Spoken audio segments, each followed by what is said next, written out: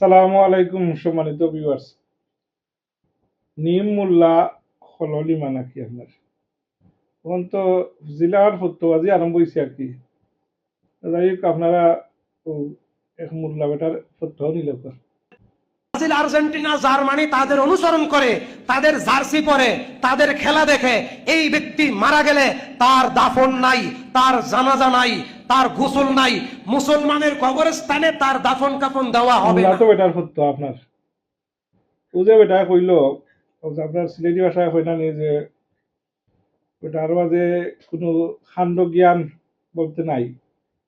ইলাকা নাকি এত এক্সট্রিম পর্যায়ে ইসলাম না। ইসলাম হইল শান্তির ধর্ম।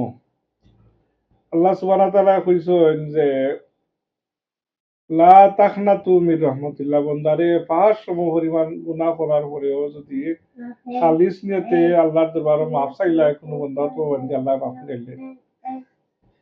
আর ও যে মোল্লা বেটা হইল ব্রাজিল, আর্জেন্টিনা আর জার্মান তিন দেশের কথা মেনশন করছে এটা।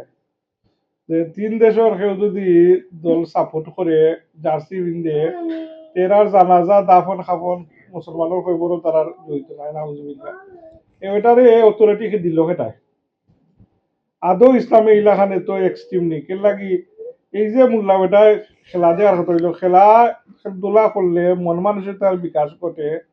খেলাধুলায় মানুষের হুরুত্তা হো বুড়া হো জোয়ান হো নৌজোয়ান হো বুড়া হো খাওয়াতিন হো সবর কি মন মানসিকতা ভালো থাকে, নাইলে তো দেখা ফুতে বাই ফুতে মায়ে জিয়ে মইয়ে চাচিয়ে ওগুলোই দেখবা কি মোবাইল কোনটারা মোবাইলের মাঝে ইউটিউব দেখরা আর এমনি বাগার দেরা আগর মা চাচি হলে বাগার দিতা বিসমিল্লাহির রহমানির রহিম হইয়া এক দেখ বাদ টানলে এই ফুবর গড় ফৈস্ম গড় দয়ে গড়ের খামলা উমলা মিলিয়া হলিয়া খাইয়াও আরো ফকিরাইয়া দিলে ভাত খাওয়ানি গেছে।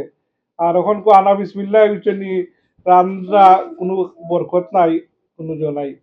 তে ওই যে মোবাইলের মাঝে ইউটিউবও কিতা দেখরা নৌজোয়ান অকল যুবক যুবতী অকল এই বুড়া মানুষ অকল এই মেসাব অকল যে বলছেন যে আমরা আরো বেটা বিখ্যাত বেটা ও ইন্ডিয়ার এক নায়িকার কথা কয় নায়িকার মাঝে হইলে চাইতা মায়ান্ন ধরে চাইতা নাউজুবিল্লাহ ওটা বেটায় মোবাইলেও তার দেখে রাতে তাই ইটা দেখা গুণা নাইনি।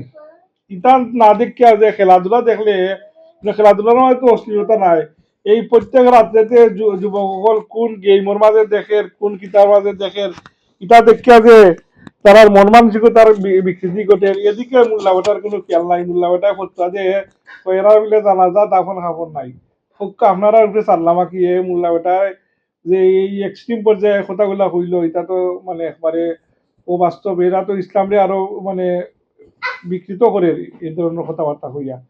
যাই হোক বিভিন্ন যে উপকর্ম ওর ও যে ৭১-এর সময় কত মাবনী নির্যাতনটা হইল, এরপরে আরো কত ধরনের উপকর্ম এর ব্যাপারে তার কোনো কথা নাই। এখন প্রত্যাবাদীরা দেখা হয় না তারা সময় খালো দেখবা আপনার ও যে জান্নাতের টিকিট পর্যন্ত বেশি লাই বুঝছেন আপনার।